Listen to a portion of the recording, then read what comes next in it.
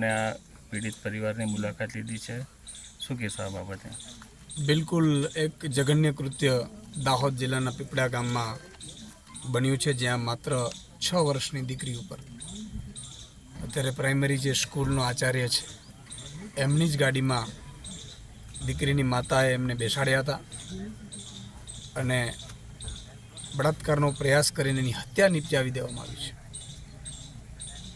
આવું કૃત્ય ખાલી સાંભળીને પણ કંપકંપાટી ઉપડી આવે એવી સ્થિતિ છે. ત્યારે આમ આદમી પાર્ટીના તમામ લીડરશિપ પ્રદેશથી માંડી અને તાલુકા જિલ્લાની આજે પીડિત પરિવારની મુલાકાતે આવ્યા હતા. પીડિત પરિવારને એને સાંત્વના પાઠવી છે.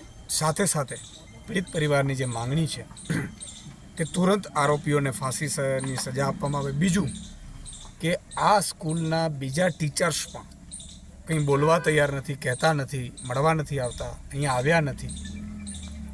એ અર્થમાં પણ ઊંડાણપૂર્વક તપાસ થાય અને એમને 50 લાખ રૂપિયા વળતર મળે આ દીકરીને પાછળ, એવી એમની માંગ છે. જેને આમ આદમી પાર્ટી પણ એક માંગ કરી રહી છે કે આમને ન્યાય મળવું જોઈએ. તુરંત આમને ફાસ્ટ ટ્રેક કોર્ટમાં કેસ ચલાવી અને ફાંસીની સજા થાય એ કામગીરી તુરંત કરવી જોઈએ.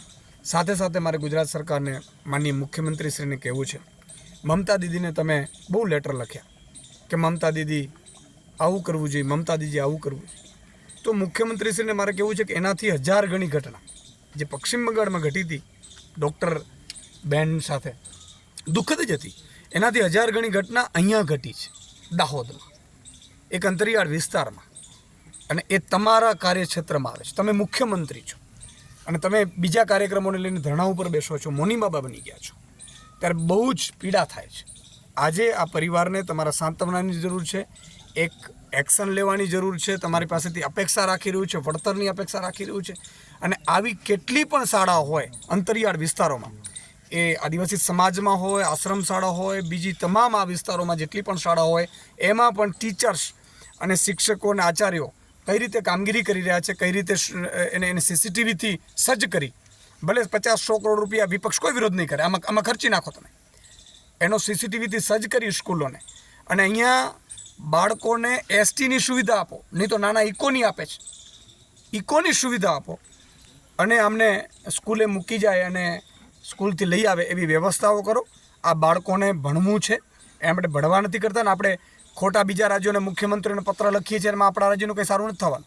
એટલે મારી વિનંતી છે મુખ્યમંત્રીશ્રીને કે મોના બાબાનું મૌન તોડો અને આમની માટે એક અવાજ ઉઠાવો.